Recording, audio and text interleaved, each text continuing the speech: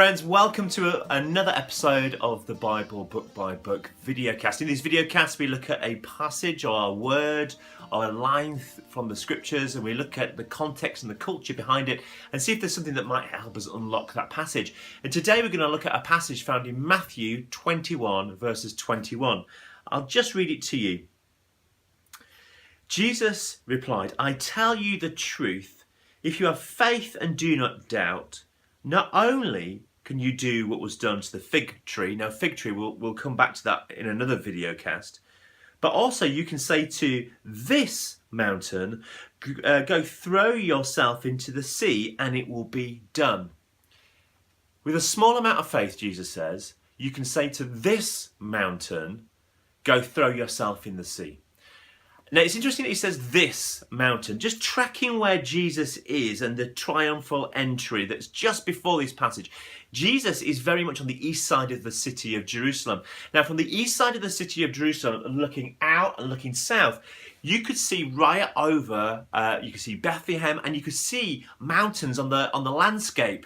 So Jesus, when he says, with a small amount of faith, you can say to this mountain, go throw yourself in the sea. It's interesting saying, well, which mountain is near a sea that you might be able to throw in? And I want to tell you about a mountain that existed and still exists, but didn't pre-exist much before Jesus. There was a mountain that didn't exist in natural creation. It had been made. In other words, a mountain had been in one location and had been moved to a new location. Now, King Herod, historically we think he was probably one of the most wealthiest men that have ever existed. He built temples, he built theatres, he built seaports, he built military bases, and he built palaces. He also built mountains. There's a mountain called the Herodium, okay? And it's part military base and it's part palace.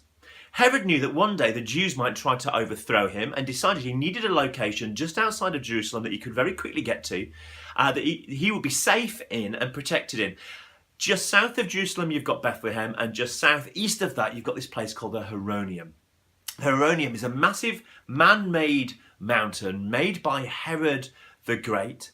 It's an epic palace, an epic military base.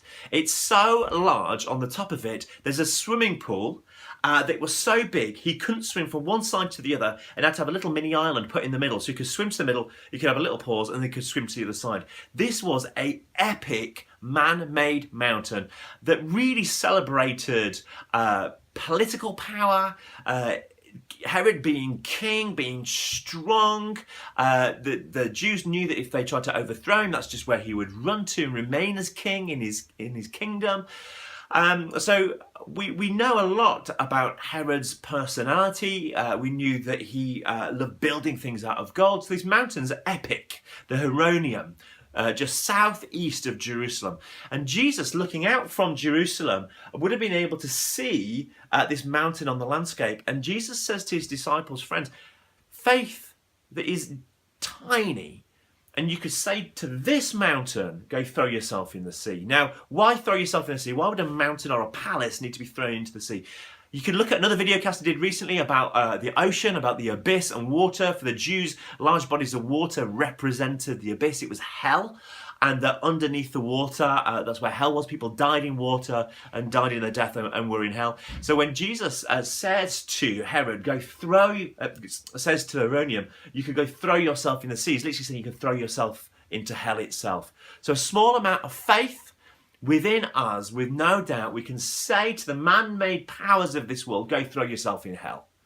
I think what Jesus is saying here is incredible, it's radical, it's powerful. No wonder he got himself in trouble, because he's saying to Herod himself, with a small amount of faith, we can say to you, go throw yourself in the sea. Go rot in hell. So what does this passage challenge us? It kind of says to us, what are the Herodiums around you? What are the political powers, the military strengths, what are the local governments that hold a lot of power in your neighborhood? And Jesus said with a small amount of faith, and if you were to pray faithfully, you can say to these man-made powers, go throw yourself in hell. Do yourself over. You're not needed. We know that Jesus and faith in him gives us more power than any of the political powers around. So just a thought about power, the Herodium, King Herod, and Jesus, and faith. I hope you found that helpful. Grace and peace.